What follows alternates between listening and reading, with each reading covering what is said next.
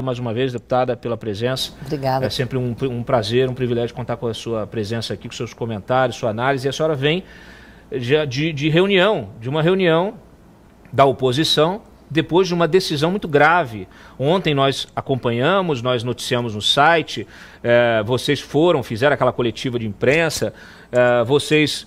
inclusive marcaram sessões nas comissões hoje. Explica para a gente, dá um contexto para a nossa audiência do que vocês estavam pretendendo fazer e na sequência o que o Hugo Motta fez, porque ele não deixou vocês fazerem. Aliás, um ato de censura bárbaro do Hugo Motta, que isso nunca existiu na história. Hugo Motta, parabéns, você está entrando pelo lado errado da história, pela porta dos fundos. A gente já vai colocar a decisão do Hugo Motta aqui. Por favor, deputado. Bom, em primeiro lugar, boa tarde, Cláudio. Boa tarde, Júlia. É um prazer estar aqui com vocês. Estou vindo da Câmara. Realmente, hoje nós tínhamos agendado uma reunião, na verdade, duas sessões, nas duas comissões que são presididas por deputados do PL e onde nós temos maioria. Então, a Comissão de Segurança Pública, que é presidida pelo deputado Paulo Bilinski, e a Comissão de Relações Exteriores, que é presidida pelo deputado Felipe Barros, que vocês se lembram muito bem que o Eduardo Bolsonaro iria presidir, ele se ausentou do país, Felipe Barros foi então colocado e eleito. Bom, o que aconteceu? A comissão do Felipe Barros não alcançou quórum, porque outros partidos não substituíram os membros por aqueles que estavam presentes aqui em Brasília, e a do Bilinski, sim, alcançou o quórum. E antes da sessão ser aberta, chegou uma decisão do presidente da Casa, Hugo Motta, proibindo a realização de qualquer reunião, comissão na Casa na data de hoje e de amanhã, se não me engano. Durante esse recesso branco, né? Preciso explicar quando a gente fala de recesso branco, porque nós não estamos no recesso previsto na Constituição, porque não votamos a LDO. E é condição para o recesso que a gente tenha votado a LDO. Então, o recesso branco, a gente poderia, sim, fazer a reunião da comissão. Bom, quando chegou esse documento, né, o que a gente verificou primeiramente, Cláudio? Que esse documento, essa ordem ela é ilegal, porque o presidente Hugo Motta não está no Brasil. Se ele não está no Brasil, ele não está exercendo a presidência da Casa. Ele está onde, hein? Eu não sei onde ele está, eu sei que ele não está no Brasil. Depois, então, seria o Altineu Cortez, que é o primeiro vice. Só que o Altineu está num evento de família, formatura de uma familiar de uma filha, eu acho, fora do Brasil. Que é PL. Ele é do PL. Né? E aí, quem é o segundo vice? Elmar Nascimento. Elmar, grande Elmar. Pois é, só que o Elmar não suspendeu as sessões. Quem suspendeu foi o Hugo Motta, que está fora do Brasil, portanto, fora do exercício da presidência. Então, tivemos uma reunião e foi colocado se o presidente Paulo Bilinski deveria manter a sessão, não é? Desconsiderar essa ordem, uma vez que o Hugo Motta não está na presidência da Casa. Mas o que foi ponderado a ele, até por vários parlamentares, é que se ele peitasse essa decisão, resolvesse tocar a comissão, talvez ele pudesse, ele seria a pessoa que iria concentrar nele toda a decisão, não é? Ele seria o deputado que poderia depois vir a ter que enfrentar a perseguição, todo tipo de coisa. E a gente achou que seria melhor diluir essa responsabilidade com ele, não é? Então, acabou que ele decidiu não abrir a sessão, mas a gente deixar muito claro que ele não estava abrindo essa sessão por uma decisão e que tão logo haja o retorno do recesso branco, aí sim, com todos os deputados presentes, nós estamos montando uma estratégia para uma ação de resistência forte que nós iremos fazer. Eu não posso aqui abrir qual é a estratégia, evidentemente, mas aí não será um deputado que irá concentrar em si essa resistência, mas todos nós. Muito bem. Brenda, coloca aí, Mota barra articulação da oposição durante recesso. Coloca na tela, abre a decisão, estava dividida a tela no meio e tinha a decisão do Hugo Mota, para que as pessoas leiam com a gente aqui a decisão do Hugo Mota, ato do presidente. Lembrando que o Hugo Mota, como acabou de ressaltar a Bia aqui, está fora do país, então ele não poderia tomar essa decisão, tá? Deixa lá que a gente vai ler junto. Veda a realização de comissões, de reunião, perdão, de comissões no período de 22 de julho a 1º de agosto, justamente esse período do recesso branco. Tá? Fica vedada, então, a realização de reuniões. Este ato entra em vigor. É simples, lacônica a nota do Hugo Mota, ele simplesmente proíbe, não justifica, né? Ele não justifica, Bia, ele justifica. Não. Então, assim, me parece realmente um ato de força. Essa semana passada, o Hugo Mota disse que era a retaguarda, que a Câmara era a retaguarda do Executivo. Você lembra disso? Ele falou essa barbaridade. Ele saiu da reunião com o Alckmin, ele e o Davi Alcolumbre, dizendo que a Câmara seria a retaguarda do Executivo na briga com os Estados Unidos, etc. e tal. Então me parece que ele não tem consciência do cargo que ocupa, não tem o entendimento, a compreensão, nem perspectiva histórica, viu, Hugo? Estuda mais.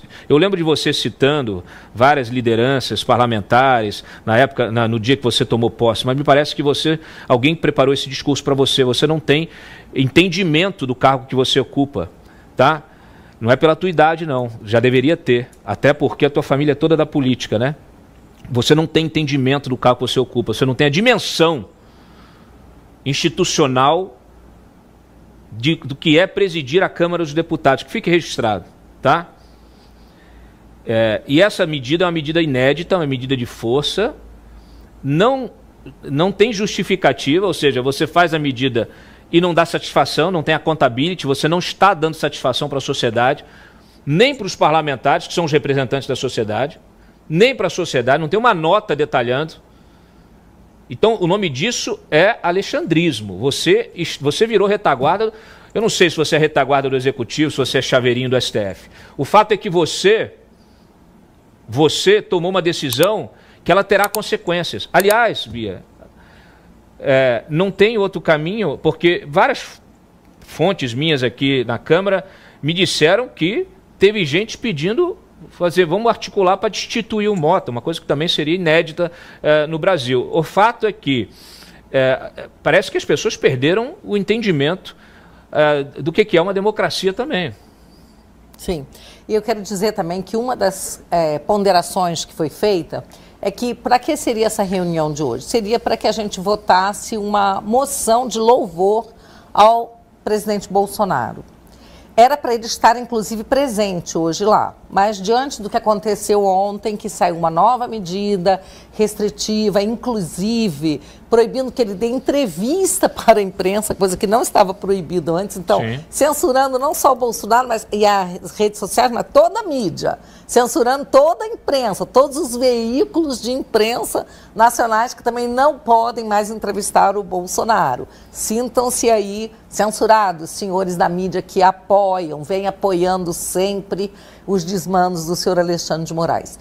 Então, quando a gente ponderou que a medida não era uma medida de eficácia concreta nessa luta, mas algo mais simbólico, achamos que seria melhor, então, a gente tomar uma atitude da volta do recesso, ao invés de confrontar agora, aumentar a pressão nesse momento, né? Então, foi a decisão, alguns não ficaram, alguns achavam que não, mas é aquela coisa, você vota e escolhe, e na verdade quem tinha que tomar a decisão é o presidente Paulo Bilinski, e todos nós o apoiamos. Se fosse para votar, né, aqui, tipo, não, o que está na comissão é a lei da anistia, ou é algo realmente impactante, que iria mudar o rumo das coisas, eu tenho certeza que a decisão teria sido outra. Perfeito. Deixa eu aproveitar e tirar uma dúvida. Pessoal que está no chat, quem quiser fazer pergunta também para a Bia, faz o superchat, a gente já faz aqui o ranqueamento e seleciona as perguntas para a deputada, tá? O Júlio já faz isso para vocês. Uma dúvida, nessa discussão sobre anistia, o projeto que o Hugo Mota apoia é outro? Eu te confesso que eu não conheço o projeto que dizem que ele apoia. né? A gente sabe que parece que tem uma preocupação para não encampar a situação do presidente Bolsonaro, porque o projeto que estava sendo votado na CCJ, quando foi retirado da CCJ, pegaria todo mundo. Sim. Né? Então, o que a gente ouve falar, mas a gente não viu esse projeto ainda, nós não tivemos acesso. É porque me parece que, assim, quando a gente fala de anistia, assim, uma coisa é o projeto da anistia. Anistia é anistia. Anistia é perdão geral, virada de página, e vamos em frente. Sim. O projeto que estava sendo articulado pelo Hugo Mota com o Davi Alcolumbre, com o ministro soprando no ouvido, era um projeto que dizia o quê? Ah, não, a gente então aqui vai mexer na lei para que o crime maior não seja contado junto com o crime menor na hora da sentença, porque isso vai reduzir a sentença dos apenados do 8 de janeiro. Tudo isso já está na lei. Eu escrevi um artigo sobre isso, bati nessa questão. Os caras estão tentando enrolar vocês, o Congresso, enrolar a mídia já chamando isso de um projeto alternativo da anistia. Isso aí não é anistia. Aliás, é sim, desculpa, é a anistia dos ministros, que violaram a lei, pisotearam a lei. No primeiro julgamento do primeiro apenado do 8 de janeiro, me parece que foi o Barroso, André Mendonça, 2 ou 3 ministros levantaram o dedinho e falaram assim, não pode fazer isso.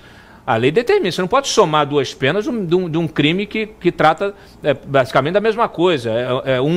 Um trata de uma questão um pouco menor, mas o outro trata da maior. Se tiver enquadrado na maior, você não considera menor, você não pode somar os crimes. Foi isso que o Alexandre de Moraes fez. Tanto é que depois eles tiraram o julgamento dos presos do 8 de janeiro, tiraram do plenário físico, jogaram para o plenário virtual para não ter discussão. E todo mundo ficou quieto, inclusive os ministros lá que tinham reclamado. Já vi o Barroso comentando sobre isso numa entrevista. Mas o fato é que morreu a história. E agora o que eles querem? Eles querem tentar fazer uma nova lei que diga o que já está na lei.